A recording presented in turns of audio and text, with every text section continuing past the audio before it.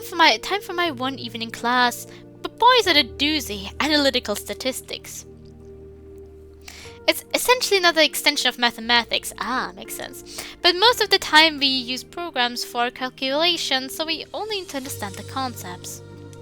Plus, the outputs are cool looking graphs, contextualized with qualitative data, so the dopamine hit for getting things right is much greater. I have this weird problem. I'm not sure if I'm not sure why, but sometimes when you get things right, it makes me really sad.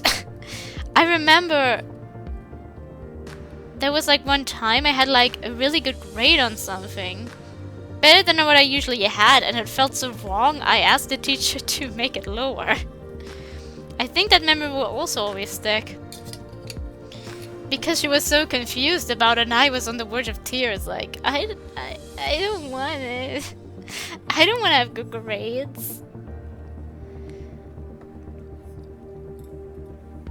It's especially, like, I wasn't the best at school, so it was, like, especially in those lessons, in, like, biology, I wasn't that good. And I, for once, had, like, a good grade, and for some reason, it felt so wrong, I didn't want it.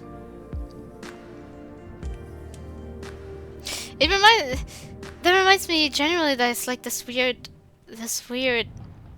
thing I sometimes have with things that are like intended to be funny or happy, like making me unnecessarily sad for some reason. And I don't mean like with the funny like dark humor or something. Like some things sometimes it's just like a snarky comment on like a t-shirt. Or like a happy smiley on like the t-shirt of like a child, and I look at it and it's like at some point this person might cry on today.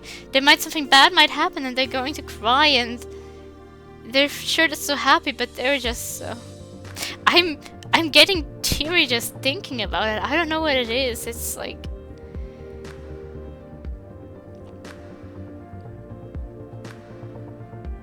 I don't know if it's like the contrast messing with my perfectionism, or if it's like... I'm really unsure what it is. It's also the same with like... I look at like when there's like rooms decorated with like smileys and stuff, like smiling smileys and stuff, and it's like in this room someone will be uncomfortable. Even in this room someone might cry, and they're just going to be laughed at, smiled at by these smileys, and I can't understand it. I really don't know what's wrong with me there.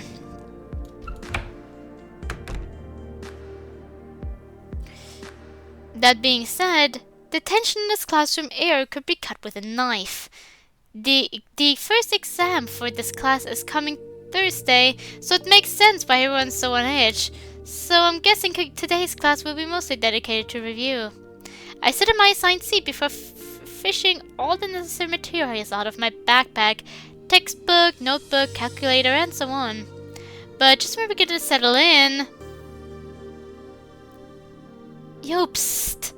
Comes a hushed whisper behind me. I turn around to see where it's coming from. And my gaze meets a boy with messy brown hair and brown eyes. His blue earpiecings match his blue hoodie, both of which are in violation of the dress code. I think this was like the Sayori sprite, like the one of the switcheroo sprites. Hey! Hey, you're the kid from English class, right? I'm in an English class, yes. Dude, you totally crushed it yesterday! I couldn't believe what I was hearing. You've got to be from America or Britain, right? Sorry, who are you? Ouch. I'm Izumi. I'm your classmate in English, and apparently stats as well. Hi, Izumi. Izumi or Izumi? Izumi. Nice to meet you. Nice to meet you too. Yo, teacher showed up. Bruin's class is over. I'm totally swiping your digits. Got it? Yeah, got it. I don't know. This guy's got way too much energy for me, but I can't just say no to him either. The teacher, a frumpy old woman with huge round glasses, for a moment I thought something else for some reason, oh god, arranges her papers on the podium before pulling out a remote and switching on the projector hanging from the ceiling. That's not the only thing high-tech about this classroom. Every seat is a workstation with its own PC and monitor, except it requires a password. The teacher looks at me for a moment, checks her papers, and then speaks. Max, why aren't you logged in to your workstation? I didn't. Max was transferred here yesterday, Kashiwagi-sensei. This is his first time attending this class. Oh, I see. In the future, Max, please email IT for a password that you'll be using to log in for this class. We use various programs, so you'll need one in order to follow along with the lecture and activities. Fortunately, today is just review for the exam. Yes, Kashiwagi-sensei. Thank you, sensei. The teacher gives a grunt of acknowledgement as I turn around and nod gratefully at Izumi. He smiles sweetly in response.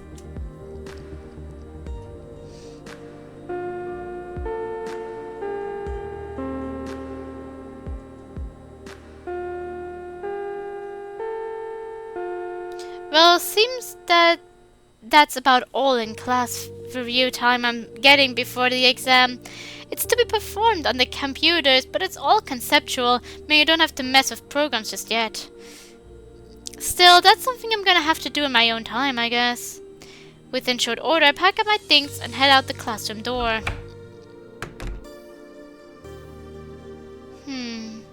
Should I just forget that Izumi wanted my number and dip out now? Or should I wait up for him?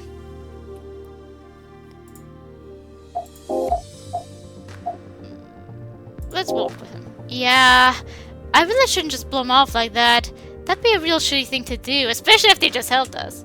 My course of action thusly decided, I lean against the wall and watch the suffocating crowd flood the hall like molasses through the Boston streets. I then spot the unmistakable deep blue color of Izumi's hoodie peeking through the shifting ooze of grey. His look of confusion and mild panic quickly turns to jubilation upon noticing me. You waited for me. That was not. I have no idea what I just said with this voice. But yeah, I think that's the Sayori sprite somewhere else. Why is he panting and spinning like he just ran a marathon? You okay, Izumi? Yeah, I'm good. Just had to squeeze through a few folks to get to you. Got my pen and paper ready though. Just hit me with the digits. True to his word, he holds up a pen and a small notepad. I relay my number to Izumi as quietly as the chaotic whirl of voices allows, really not wanting to make it public knowledge. Izumi nods and jots down each number. Each number with the speed and enthusiasm of a sugar-addled grade schooler. But in no time at all. Yo, Izu-kun, we're gonna leave you behind if you don't get hustling. Sorry, I'll be right with you. I'll shoot you a text later, okay? See you around, bro. And just like that, he's off like a bolt of lightning into the rolling waves. Figures a guy like Izumi would have lots of friends. Maybe, with any luck, I'll be added to that list. My final class of the day on Thursdays is art. Not art history or art appreciation. This class will have me place actual brushes against actual canvases or actual pencils against actual paper, whatever. I don't have an artistic bone in my body, at least I don't think so, but it sounded fun to me anyway. Maybe I'll actually learn something new. As soon as I enter the room, a gentleman in his late middle ages with glasses, long hair, scraggly stubble suddenly accosts me. Welcome! You must be Max, right? Yeah, yes! He puts his hand on my shoulders, looking me up and down with a manic smile on his face, his mannerisms suggesting a childish glee I'd never guessed from his appearance. Maybe just thinks you look cool. You look apparently very beautiful. I mean, he is beautiful. I actually do think he looks a little more feminine than most other MCs I've seen, which are usually just the generic type. I kind of like the longer hair and the more what appear to be more feminine features, it seems. And I do think those are very beautiful. It's just, I know a lot of people would say he isn't. But apparently he's also viewed as beautiful here, so maybe he'll make a good model. Yes, that's right. And you would be Sasaki-sensei? Yes. But please, just call me Yoshi. The other students, already setting themselves up in their canvases, don't seem fazed by Sasaki-sensei's excitement. Let me tell you, Max. From one look at you, I already know you are an artist. It's the eyes, you see. Deep and full of heart. I mean, it's mostly for writing. And in my bones, those eyes of yours will bring a fresh perspective to my class. Now, let us begin. Can't fault him for a lack of enthusiasm. Sasaki-sensei set up a still life arrangement in the center of the room, and each canvas was placed surrounding it so that everyone has a different perspective. We were commanded to sketch what we saw, never moving from our position. Line work and shading both done with nothing but number 2 pencils. I stand by what I said before. I am no way in hell an artist. But Sasaki-sensei was nonetheless very supportive of myself and the others. He commented that technical skill can be learned with exhaustive practice. He simply wanted to see if we had the soul for art, whatever the fuck that means.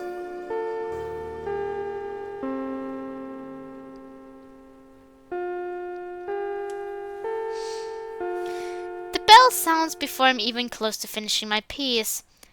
There is still shading to be done, and not to mention line work for the grapes and the squash. I peer about at my classmates. None of them seem distressed. Did they all simply finish their pieces faster than me? On Thursday we'll be continuing our still life drawings. That's about all there is to say. Go home and enjoy the rest of the day. Ah, okay. That's a relief.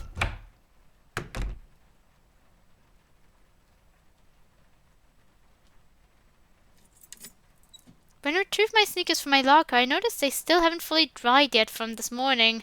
Lovely. I spot my umbrella in the stand easily, standing out with its funeral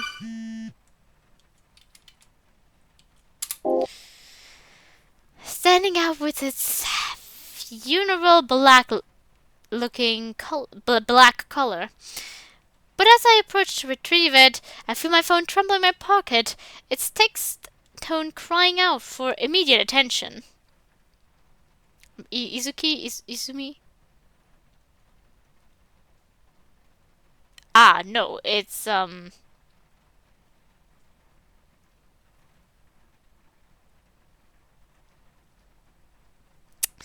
it's one of these weird ads that I used to get them on my first phone pretty frequently, like my first smartphone.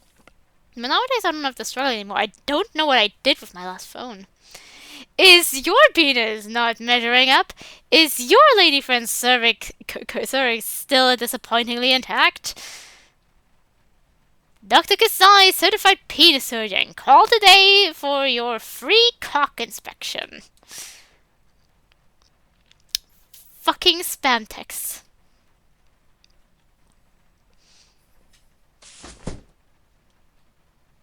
At least they kind of got your genre right. In my case, I still get texts for I also used to get things from people who wanted to check out my non-existent penis. I don't know. Maybe it's no. Back then I didn't.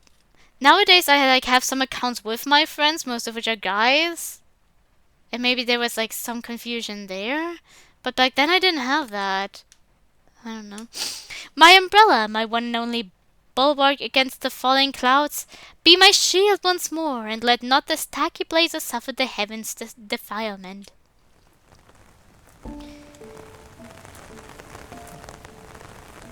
Next time, I might, oh god, every time it stops, it's a bit strange. I will go with, Kazori? Check out that when I try a few other things. The crowd, once funneled through the front doors, once again splits off into their own friend groups, couples, and popular kids surrounded by trunks of tittering Syro pants. I peer about, trying to spot any familiar faces in the human deluge, but every single figure is as indistinct as the last. An obscene saraband to a cacophony of meaningless noise. Were both my hands free, I might use them to cover my ears.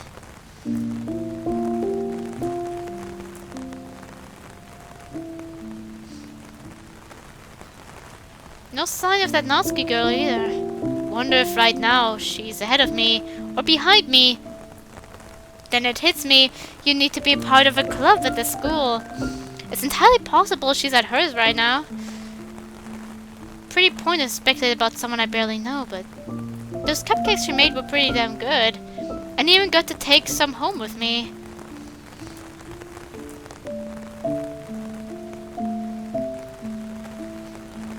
As I walk the crisscrossing residential streets, a thought hits me. I don't want to go home just yet, so I take a different turn towards the direction of Sorbato City's downtown area. Rich weather for a walk, admittedly, but it's not like it's getting any better anytime soon.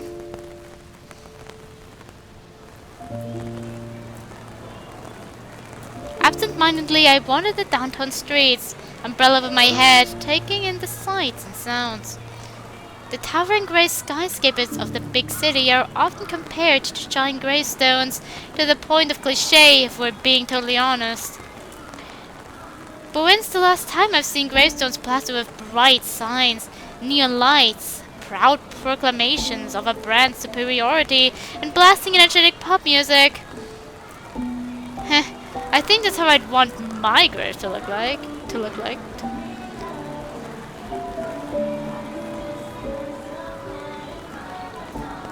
Here lies Max.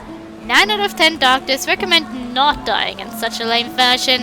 Yumyo no Sokai, daily vitamin D supplement. Whether it's here or where I lived before, I've always loved the downtown. Even if you're not here to spend any money, there's just so much to look at, so much to listen to. I too just enjoy looking at stores and going in them and not buying anything, just looking at what they have. Makes me feel a bit weird when I exit, but honestly, it's just fun. And the people, goddamn, how cool are they? Even though I'm wandering the downtown streets in my school uniform, all of the dudes here don't even spare me a second glance. The salarymen walk the flocks of imperial penguins in their black suits and solid-colored ties, each carrying a briefcase filled with who knows what. They emerge from and disappear into ramen joints, bars, clubs, karaoke, and Pakino parlors, all in varying states of inebriation. The younger folk, high school seniors and college students, if I had to guess, parade around in expressive fashion in their billowy sundresses and fox leather jackets. These people, they have so much on their minds, have so much going on in their lives, that some dumb kid in his school uniform doesn't even register to them. And that is so incredibly freeing, I think. I wish I could be them, but at the very least, I can be around them. Pretend for a fleeting moment that I belong in this world of people in constant, breathtakingly beautiful motion. As I walk, I come across a hole in the wall that glows with an inviting warm light. The chalkboard sign tells me it's called the Cafe Mangetsu.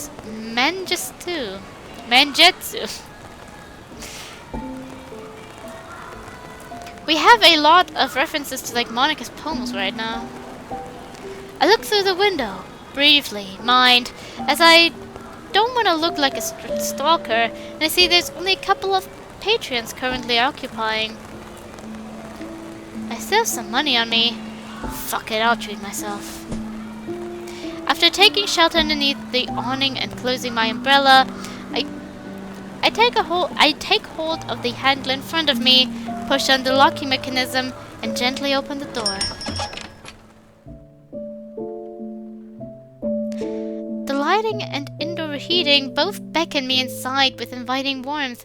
The aroma of fresh ground coffee too. What an artfully crafted atmosphere this place has taken on. I shouldn't order coffee though. I need to be able to sleep tonight, and besides, I'm in the mood for something sweet. Well, who am I kidding? I'm always in the mood for something sweet.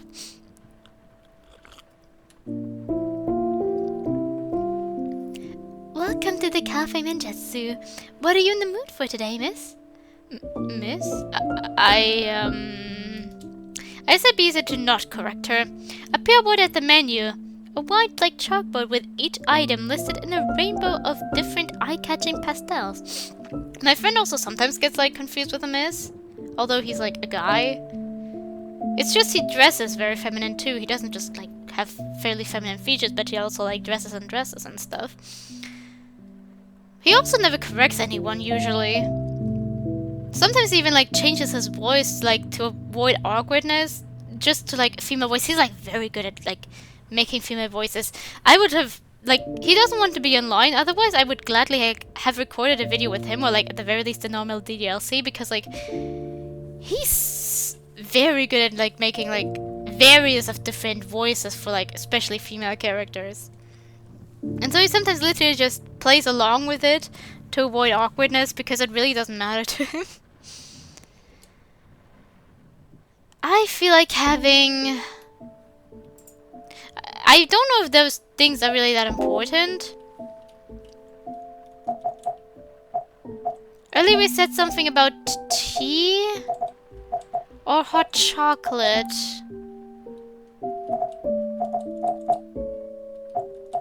What's more sweet, the strawberry boba tea or the hot chocolate? I have never really, I don't think I've ever had boba tea. I need to maybe do that sometime. I have had hot chocolate, although honestly, I usually like it, but for some reason I kind of feel sick thinking about drinking right now. So you know what, strawberry boba tea. Rather than speaking my order out loud, I decide to be less painful, just to point at it at the menu and refer to it by number. I awkwardly fumble with the bills and change in my wallet until I've counted out the amount due to the coin level. With no change to give back, the waitress simply hands me the receipt. Please have a seat, miss. Your order will be with you shortly, she says with a warm smile, causing a trace amount of heat to find my face as well. I turn, and with a tiny sheepish smile of my own, I take a seat by the windows.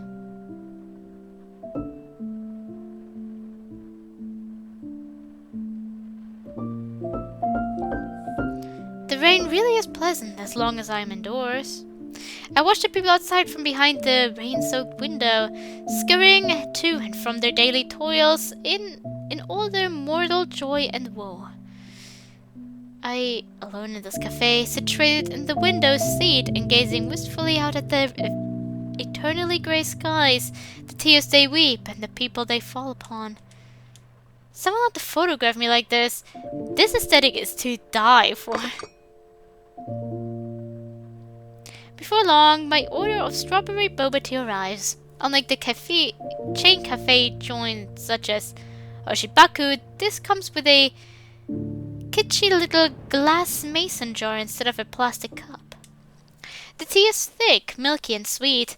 Its flavor profile is akin to a strawberry milkshake, in all honesty, but the complex herbal notes of the tea help complicate the taste. And of course, the delightful, chewy tapioca pearls that await at the bottom serve as a final crowning treat for a lovely evening dessert.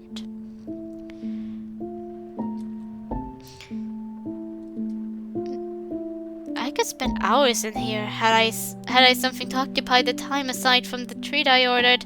Maybe a book? There's still a bunch in my room that are relatively intact. I must have read each of them like 10 times already, but that's simply because they're that good. Well, the cafenos would probably get very cross with me if I tried occupying a seat in here for hours. Plus, they might question as to what a freshman kid is doing away from home for so long. Maybe I ought to just ask. Ask if they'd be okay with me spending my evenings here. This is like a little mom and pop cafe joint after all. Maybe they'd be cool about it. After all, no offense, but this place isn't exactly crowded. So maybe...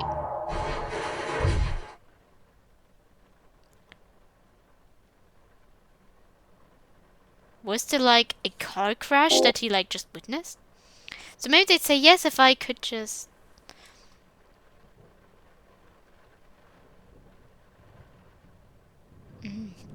A white car just hit a woman on the sidewalk in front of the window. And it didn't stop. The driver didn't emerge to check if she was okay. It just swerved back onto the road and kept going.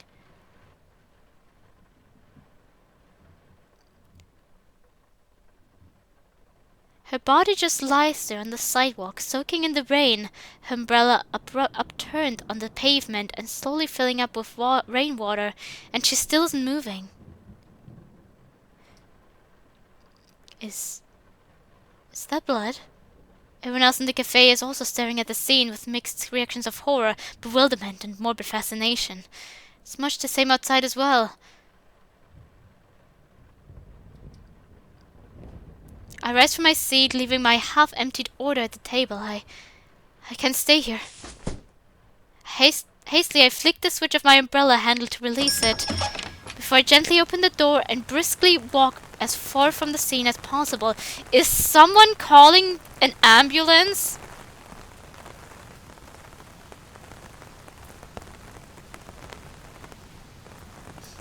I hope I didn't just watch someone die in front of me. But it was just a crash. People survive those all the time. Yesterday I was driving somewhere, and there was also some crash with people there. Perhaps she'll simply be disabled somehow for the rest of her life. Yeah, that also doesn't sound very pleasant. But hey, at least she'll be collecting a fat paycheck from the government every month now, right? Yeah. I'll let that thought comfort me.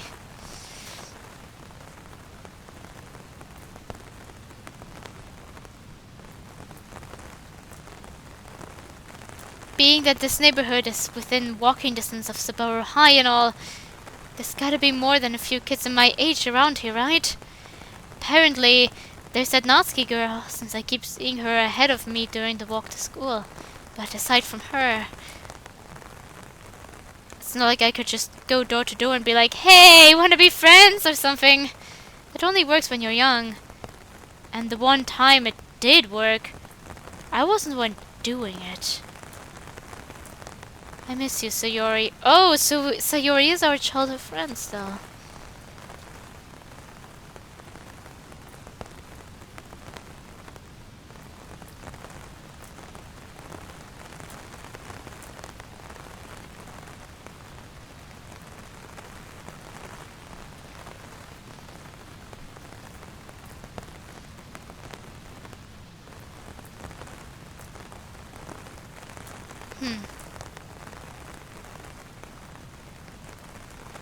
I wanted to say I don't think I would have been able to just move on after witnessing that crash, like, right in front of me.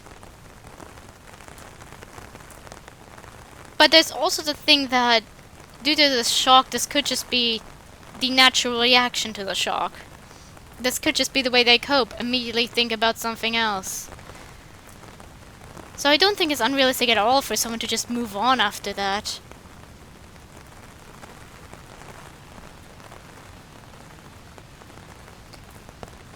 Like, the car crash I saw yesterday, there wasn't much to see. There was just a a lot of traffic, and like we had to sit for a long time. And when we moved on, finally later on, there were like ambulances and stuff, of course. And when we like drove past, there was like a car turned over, and I already thought a lot about that. On the other hand, I feel like my way to cope is usually engaging with it, reading up on things like that, engaging with it in media and stuff. So I feel like it's just that we might just have very different ways we deal with things here. I almost was like, I hope it's not like for me that I'm going to. Sometimes I struggle when other people cope differently. In media at least, like when it's in real life, I feel like I don't notice it a lot. On the other hand, aside of my friends, some of whom also cope in a similar way to me, so I always had someone to talk to about it and still have, like in a fashion like that. I feel like it's usually just like I don't have, outside of that one friend group, I don't have that many people that have seen like very extremely gruesome scenes personally.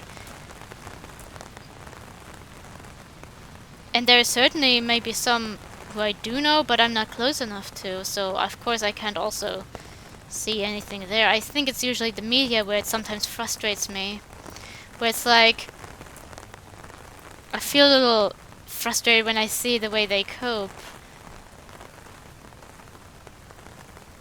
because a part of me just probably struggles to fully understand it. Like when it's with my friends I can talk about it, but when it's in the media I sometimes just am like, how can you just move on from something like that? Because I just don't move on most of the time. Like, even after the car crash I tried to remain calm a bit longer, because like there were other people there, but in the evening I did end up calling someone to talk with someone about it. And we like read up about like stuff like that. Because that's the way I deal with things, but it's like other people just really don't. That's perfectly fine. Whatever works for you, it's just sometimes when I see in media I get like really like, how can you do that? But it's like there are certainly people who would also look at me and be like, how can you do that, and say that that it makes you feel better when you read up on shit like that. For not the abundance of drainage grates along the sidewalks, the walkway to the house's entrance would have been a small lake by now. Thank the Lord this is where the tax money goes. Once I am safely underneath the veranda's cover, I close my umbrella, insert my house key into the lock, twist and gently open the door. We really like to open doors gently, don't we? After closing the door behind me, I simply stand in the entryway and stare forward blankly for a while. In anime and movies and whatnot, whenever a kid enters his house, he would shout, "I'm home," and that's apparently the normal thing to do. But it's a habit I never picked up. I instead simply let out a quiet exhale and watch a wisp of vapor drift from my lips. God damn, it's frigid in here. Did I not turn the heat on? I peered to my right at the wall thermostat, and sure enough, it's off. Jesus. Sorry, little furnace. You're gonna have to work extra hard this evening. I briefly glanced around the living room before being reminded that nothing has changed since the last time I was here. Same sofa, same TV, same bland cabinets filled with who knows what. Though in all honesty, it's just like it's likely they're filled with nothing at all. I don't think ever in my life I've actually opened them for myself. I sigh and have my backpack, continuing onward towards the kitchen. I drop my backpack to the floor and zip it open before extracting the plastic container with my half of the cupcakes. Damn it. Looks like they got a little beat up in transit. The cold air inside the fridge crashes against me as I gently open its door. Yeah, not much has changed in here either. Looks like it's cupcake for dinner. I grab open the container's cover and cop a cupcake. It's white frosting taken from a calamitous character of crushed crab. After placing my meal on a plate and stowing the rest away into the fridge for later, I close the door, sling my backpack over my shoulder, and head upstairs. Lazily, I let the backpack slip from my shoulder and slump to the floor before placing my dinner plate on the desk and face planting into the sheets of my bed. So warm, so comfy. God damn it. I need to not go to sleep in my uniform again. Ah! And like the timely intervention of God, my phone shakes me out of my impending slumber. Izumi, yes! Nice picture there. How's it hanging, bro? Just got done with soccer practice. Cool. Emoji.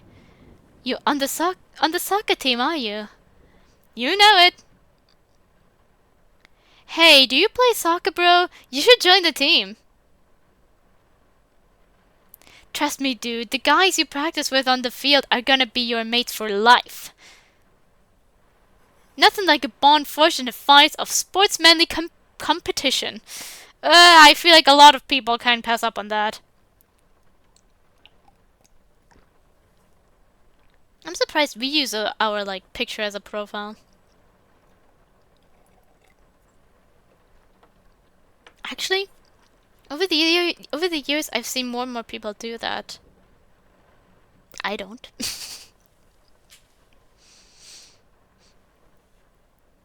Heck, I'm hanging out with the dudes right now. Headed to some karaoke joint that Vatari was telling us about. Vatari is one of the guys on the team, by the way. He dudes fast like lightning and kicks harder than a mule. I had to fend all these guys off just so I could have a moment to text you, lol. But I did it, cause I'm a man of my word. Alright, I'm needed elsewhere, but take care, man. See you tomorrow at English. See you then. Yeah, that's about what I expected from him. Still, he actually seems like a really genuine guy despite his popularity. I've seen a lot of popular people actually be perfectly nice people. Or maybe that's why he's popular. I need to not assume the worst of people so much. That's anyway one of the things why I hate, like, the popular kid trope, or usually popular girl trope even. In, like, some of the novels I've read before. Because it's usually like, no, I've seen a lot of popular people, and while of course there are some pretty not nice people there, a lot of those that are like completely social with like everyone, have like large friendship groups. There are, of course, everyone has their flaws, and sometimes they do have like a bit of like gossip things or stuff like going on, but most of the time they're perfectly fine, nice people.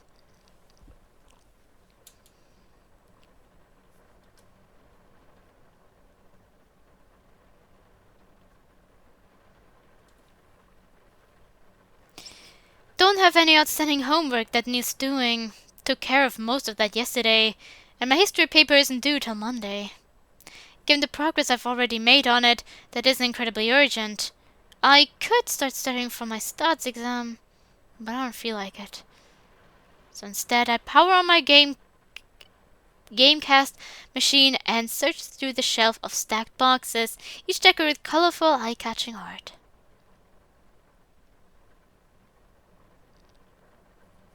Let's see. Tataki Sengoku.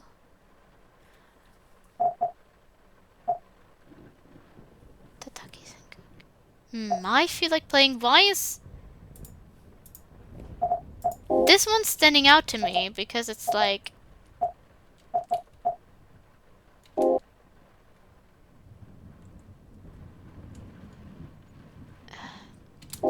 Because it was like in cursive, unlike the others. That's the only reason why I really wanted to pick it, because it was like it stood out. You know, I wonder if this game is the reason I actually really like the history courses at school, even if its depiction of the Sengoku period is heavily dramatized.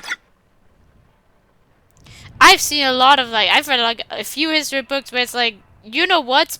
I mean, honestly, in games it's still pretty different, games and series, but like, those times were dramatic. One of the game's coolest features is the ability to create your own custom officer to participate in and alter the events of feudal Japan's history. Thus, enter Lord Max, named after myself, of course, a young samurai in training under General Akemi Mitsuhide himself, soon to be perpetrator of the Honnoji incident. But I'm not planning on letting Lord Akishi's rebellion end there. With a mere 13 days to his reign as shogun, to this end I've been sowing seeds of distrust in the neighboring daimyo domain. Since I'm proficient in persuasion, rumor, and confusion, as well as having the highest INT score among all of Mitsuhide's officers, I was quickly granted the title of warlord and given free rein to make whatever political moves I deem necessary.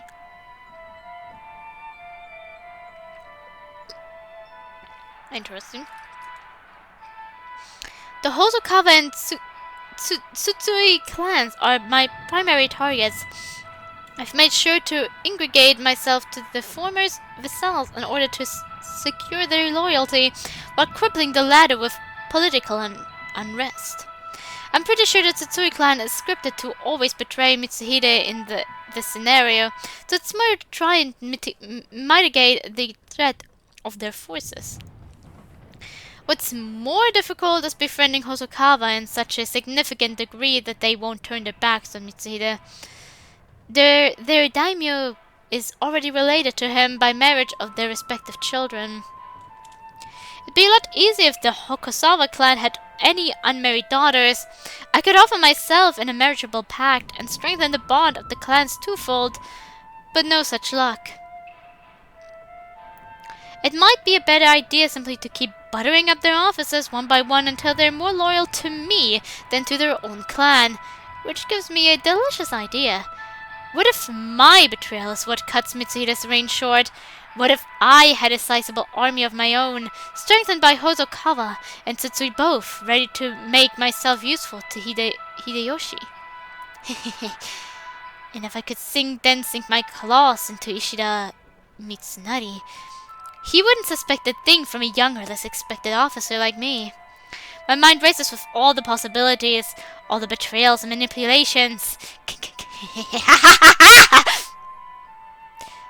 I did all that crazy evil laughing in my head, just so we're clear. I'm not insane. Don't worry. I laugh crazy all the time. In real life. I looked to my right at the empty plate, sitting on the floor with nothing but crumbs as evidence there was ever anything there. Guess I didn't even notice I've been munching on the cupcake this whole time. That being said, my eyes are kinda getting heavy. What time is it? I tap my phone awake and read the time. It says 11:36 p.m. Holy shit, how long have I been gaming? I quickly save my progress and shut the gamecast off before pulling my uniform's blazer off my shoulders and hanging it in the closet. I already promised I would not go to bed in this thing. I pick up a pile of casual clothes I left on the floor forever ago and head to the bathroom with them in hand. I wash my hands and brush my teeth over the sink.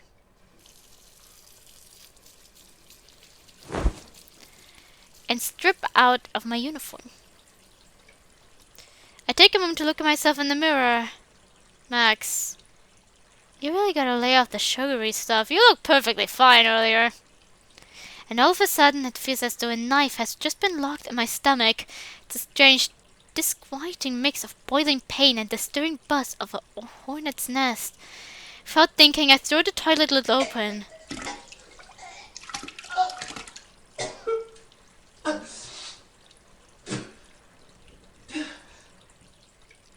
And promptly empty my guts into its bowl.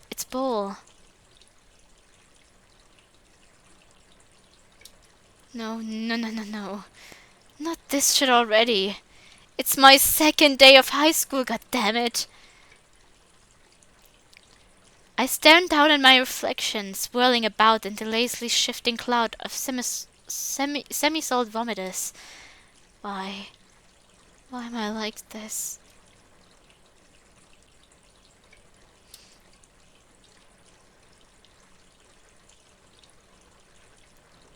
I should just gargle some mouthwash, crawl into bed, and hope I can sleep off whatever this is. I carry out my plan of attack to the letter, gargle, crawl, sleep. After slipping on a plain black t-shirt and shorts, I stumble over to my bed, head still swimming from the exertion of my labored heaving. As tempted as I am to simply crash down onto the covers, I know it's not a smart idea to risk adjusting my innards any further, so I slither under the sheets like a snake in the grass. My body trembles, and beads of sweat accumulate on my forehead. Good! With any luck, this will be purged by the time my alarm sounds. I force my eyes closed, hoping I can trick my body into submitting to sleep, and before long it actually seems to work. Every function in this machine of flesh begins to slow, even my rebellious stomach, until unconsciousness fades into the blackness along with all else.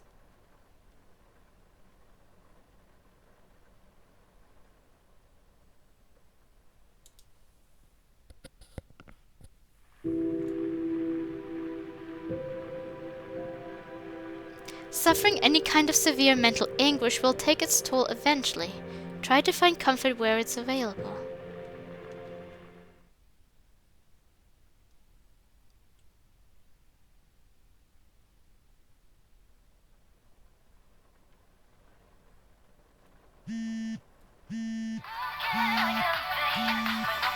I'll see what I can do. Be silent, phone of mine.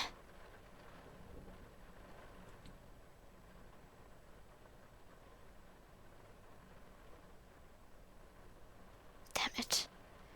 People always refer to fever dreams as if they're these terrifying psychedelic trips full of shadow people and shit. Why don't I ever see cool stuff when I fall asleep? Sick. I shifted my sheets slowly, deliberately, testing the waters. I feel like hell, of course. That much is nothing usual, but my restless gut is an added variable.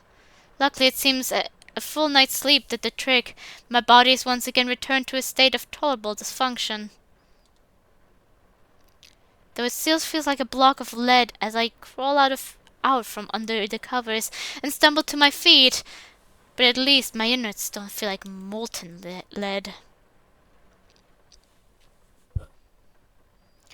As I stand up straight, I shake my head like a cartoon character who got soaked by a bucket of water, attempting to dislodge any remaining sleepiness that hangs stubbornly on.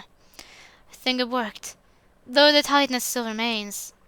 My mouth gapes wide in a prolonged, eye-watering yawn as I open my closet doors and fetch the various pieces of my school uniform. Wonder if Mom's old iron still works. This blazer could use a once-over, but there's no time for that right now. With my uniform draped over my arm, I exhale heavily before shuffling towards the bathroom for the next part of my morning routine. As usual, the sound of rain muffles slightly when I enter the bathroom and gently close the door behind me, owning to its lack of windows, but I still hear it beating on the roof. My casual clothes, light as they are, slip off easily before I leave them in a heap on the countertop. That's right, I'm underneath this roof, sheltered from the storm, only to step into the shower and get soaked anyway. The rain must feel furiously cuckolded.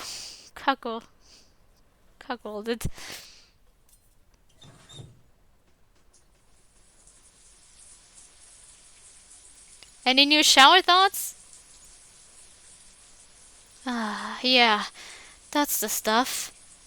The water's not hot enough unless the flesh is slouching off my back. No, I hate things that are too warm. It's kind of interesting. I can't deal with the cold at all. But like, I can't stand hot showers or baths either. So it's Wednesday. Today's classes: world history, Japanese, chemistry, and English. Oh, and homeroom, of course. It's weird how that's only on Monday, Wednesday, and Friday. In middle school, every day started with homeroom. Wonder how common this is in high school.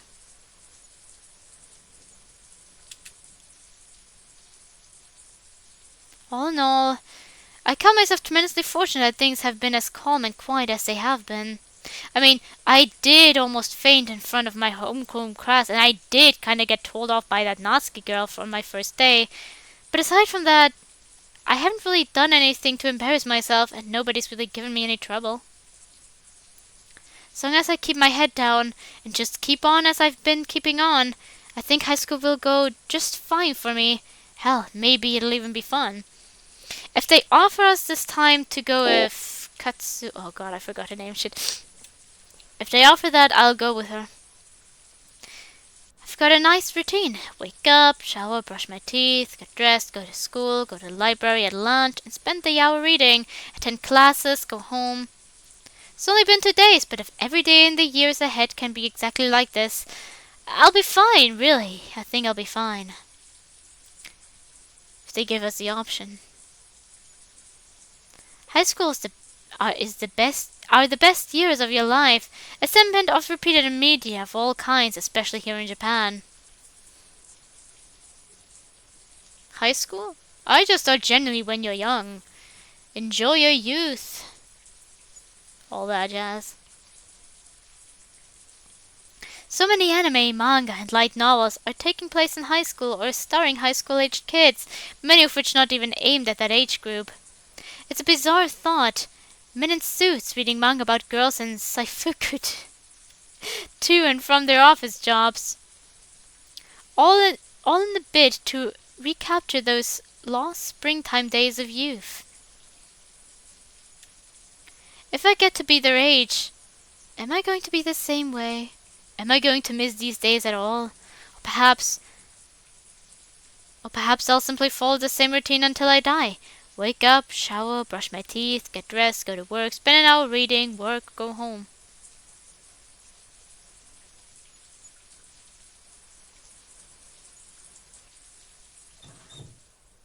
And those are my shower thoughts for the day. With each brush of the towel against my soaked flesh, the tiny army of little water droplets is swept away. An absolute slaughter. They greatly underestimated the lengths I would go to become dry. Once fully cleansed and comfortably dry, I recover myself with the uniform one piece at a time. Pants, button-up shirt, tie, sweater, blazer. Should I take one more look at myself? I don't know if this will be important, but you know what? I will keep checking every now and then.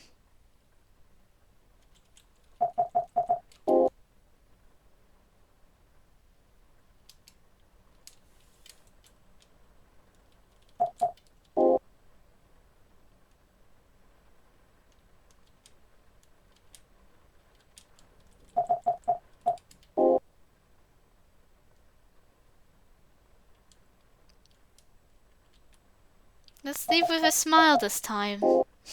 Let's see if this does anything. All freshened up and ready to go. I shuffle into the kitchen and pull open one of the counter drawers. I'm greeted by an assortment of paper yen bills of varying value and structural integrity, as well as numerous shining coins. One or so cash drawers throughout the house. Mom leaves money in them, and I occasionally take what I need for lunch or whatever else strikes my fancy. Mom never explicitly gave me permission to dip my hands in the cash drawers, but so far she either hasn't noticed or trusts me to be ludicrous with how I use it. Although, as yesterday demonstrated, perhaps that trust would be misplaced. Sorry, Mom. Well, it wasn't the thing that, like, you didn't do anything valuable with the money. It's just it was interrupted by a traumatic event. As usual, I'm making good time this morning, which means if I want to go, I can check out what's going on in the news. Should I?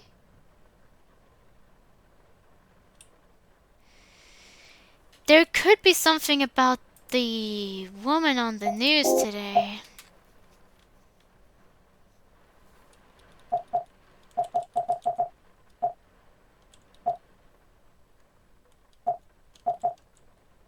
But what if it says...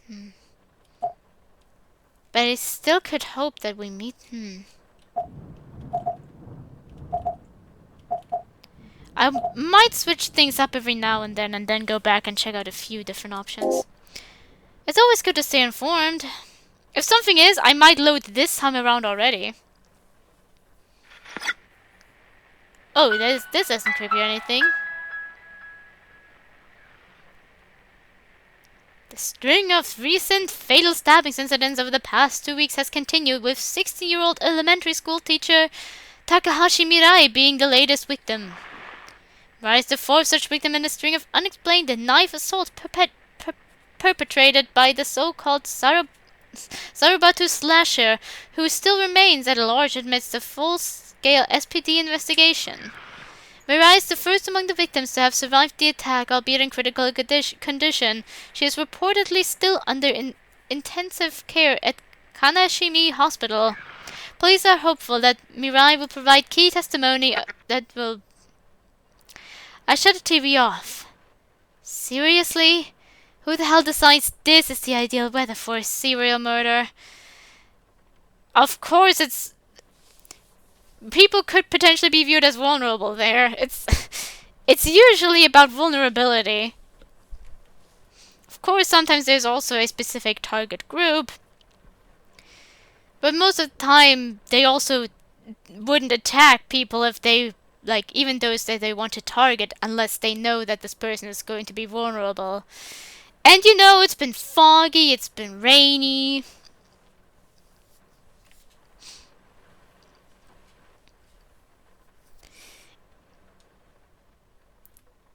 When it's rainy, people might not be...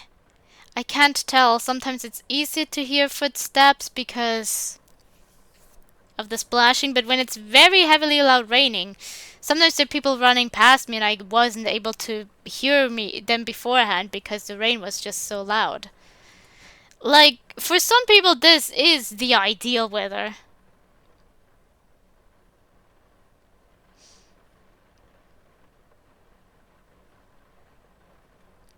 I'm singing in the rain, just singing in the rain, what a glorious feeling, I'm happy again.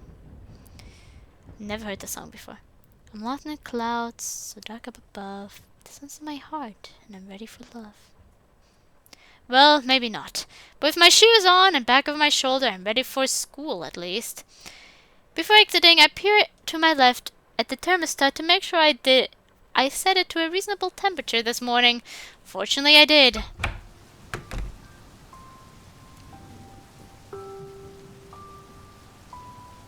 Gotta wonder what it's like in those lowland rice paddies right now.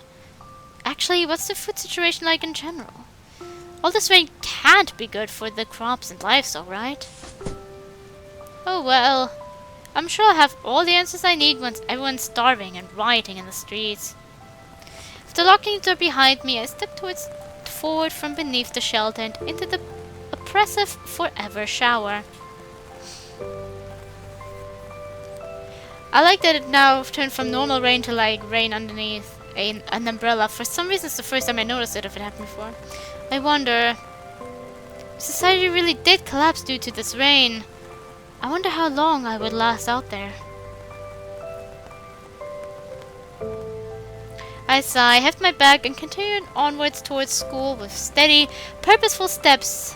It really isn't so bad once I get going. In fact, it's kind of pleasant. Just me, the rain, and the fog. No throngs of people, no raucous whirl of voices, no staring eyes and sneering grins.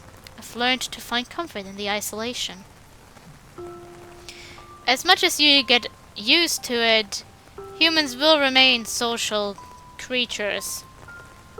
It will become troublesome to an extent to everyone, even those who prefer being alone.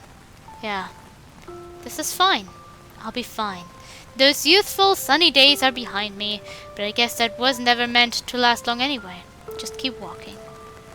The only way out is forward. I peer downward as I pass over one of the sidewalk sewer grates. Thousands of little raindrops disappear into this subterranean flow of filth. Maybe it's just my imagination, but it feels as though the water is higher this morning than it's been in recent memory, which is worrisome to say the least. Cause you know what would make this commute even more miserable? Wading knee-deep through a deluge of shit and condoms. What if that's what it'd take for school to be cancelled? As I'm pondering this woeful, disgusting, possibility,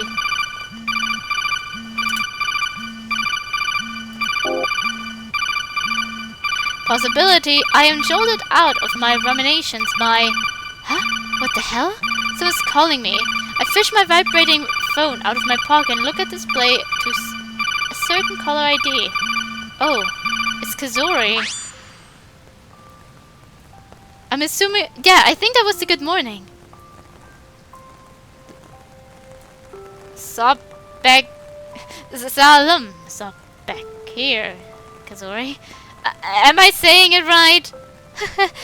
No, not at all. Sorry. Apology unnecessary.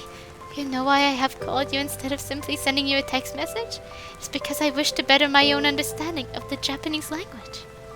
Perhaps you have noticed that I am much quicker to speak over text than I am in person, just because I have a much better grasp on written Japanese than spoken Japanese.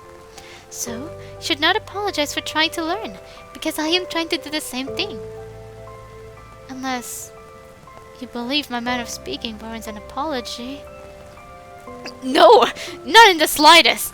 As I've said before, your Japanese is superb, but it does beg the question: why put in all this effort? I mean, it's not like you'll be staying here for the rest of your life, right? I just can't imagine fluency in Japanese would be all that useful back in Iran. How best do I put this? When you are a guest in someone's house, it is Kurt. Siri sighs as she struggles to convey her undoubtedly complex views on the matter. I silently wait and listen. As lying as I am a guest in your nation, I owe it to you and the rest of your people to make my stay a pleasant and unintrusive one. Sorry, you don't owe these people anything. The truth is, no matter how hard you try to appease them, no matter what you do to fit in, the people at the school and everywhere else... Stop myself. Is this sort of negative really something Kazori needs to hear? The question is it even completely true? Because there will always be people, of course, that will not care. Oh, these are hearts. But there will also be people who do care and do appreciate it, or people who don't care but will see the effort and appreciate it that way anyway. Well, you're doing a really good job anyway. Just don't feel like you need to impress anybody, okay? You're so very kind, Max. I am glad that I know you.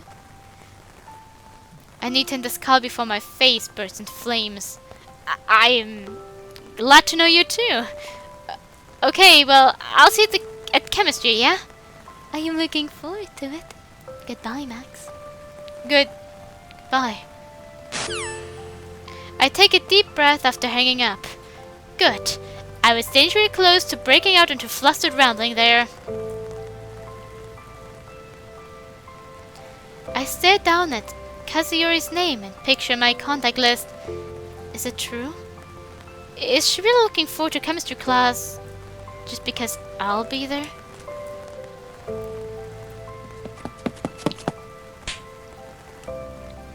Aha! Where do you think you're going, doofus?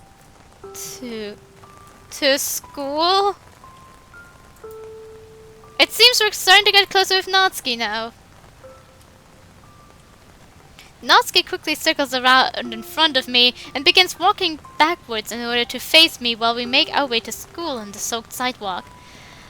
So this is how it is every morning with you, huh? Walking alone in the rain, all sad and gloomy and stuff. Kinda pathetic, not gonna lie.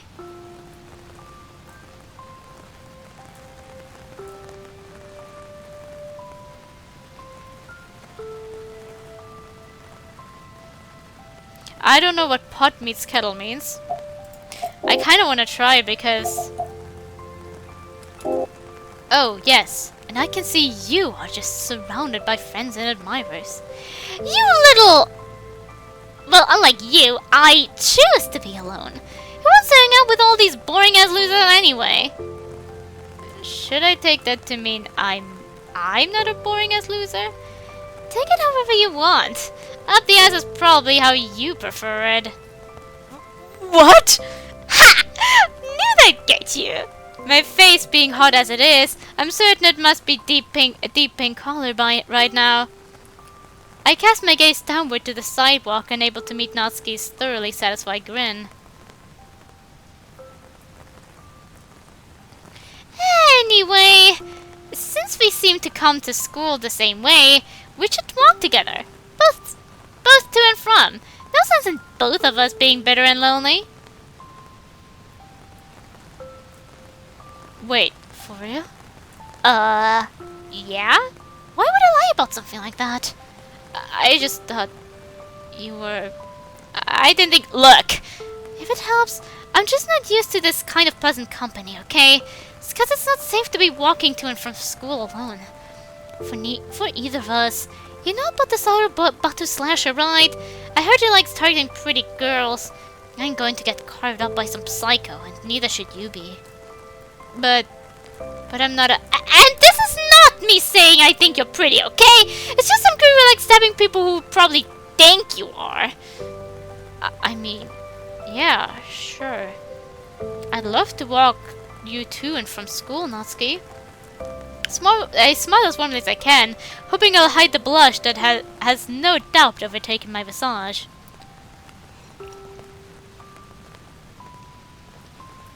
So she does think we're pretty. He's pretty. We're pretty. She smiles brightly back at me, suggesting either she finds my embarrassment amusing or she's simply happy with my answer. Either way, seeing her like this definitely isn't helping the situation with my facial heating. Do you want my number? So we can keep tabs on each other? Make sure neither of us have been slashed by the slasher? Sure thing, dude. And hey, maybe we can hang out or something later too. If you want to. It's no biggie to me either way. I relay my number to Natsuki amidst her verbal backpedaling. When I'm finished, she hops in place and throws me a thumbs up with a wide, goofy grin on her face. Okay, nice! I got a dash! Katsukashi-sensei wants to have some word with me. Be seeing you, princess! And just like that, she's off into the schoolhouse bowels. Katsukashi-sensei, eh? I guess it shouldn't surprise me she might get into trouble now and then. I myself continue onward until I am underneath the shelter of the school's overhanging roof. I just realized. I don't think, was it the teacher, the chemistry teacher? Like, I just realized something about the chemistry teacher. Aside from this and the guy we met at the beginning, was it Koshi? Like, these are the only two sprites, and I don't know if that was deliberately chosen. Like, the only teachers, like, teacher figures with sprites. I don't know if this was just, like, chosen because they only had, like, these two sprites, or if it is because they might be more important than the others, and I'm kind of worried with the slasher that has slashed a teacher that she, like, might be slashed too. I just thought about it. I myself continue onward until I am underneath the shelter of the school's overhanging roof. I press down on the umbrella's handle mounted handle-mounted switch and pull it closer before shaking it, watching all the tiny little rain droplets scatter about onto the wet pavement. It takes a bit of time before I'm able to breach the writhing mass of humanity coagulating at the doors, but eventually I am inside, caressed by the ever hard-working interior heating.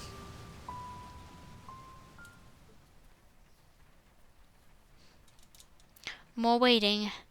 Waiting for the lockers to get less crowded so I can finally go in and retrieve my stuff. But once the crowd begins to disperse and the usual location of my locker is in sight, I notice something bizarre. There's someone standing in front of it. This wouldn't normally be anything unusual, seeing as the lockers are stacked atop one another. My column could just as easily belong to any number of other students, but this one isn't searching a locker, otherwise doing anything productive. She's just staring. At my locker in particular, if I'm not mistaken, who the fuck is she? I breathe in and out shakily, my hands reaching up to tightly clutch my tie in a nervous protective gesture, and I approach with as friendly a smile as I can muster. But before I can even speak, Tina jumps out of her skin with a terrified squeak. Sorry, I just need to get my stuff out of my locker. Right, I'm... Is she shaking? My eyes start back and forth between me and the lockers, the grip on her sleeve looking as if she's ready to tear it clean off. It's okay if... I'm... Oi. Her response sounds like something halfway between the spoken word and an insect chittering.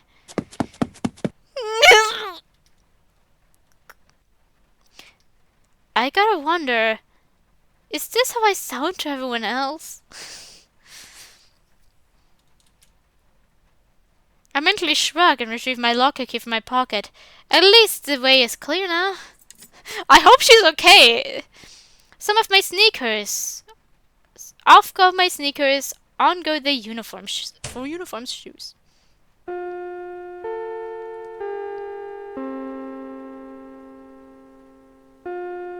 There's a 10-minute warning.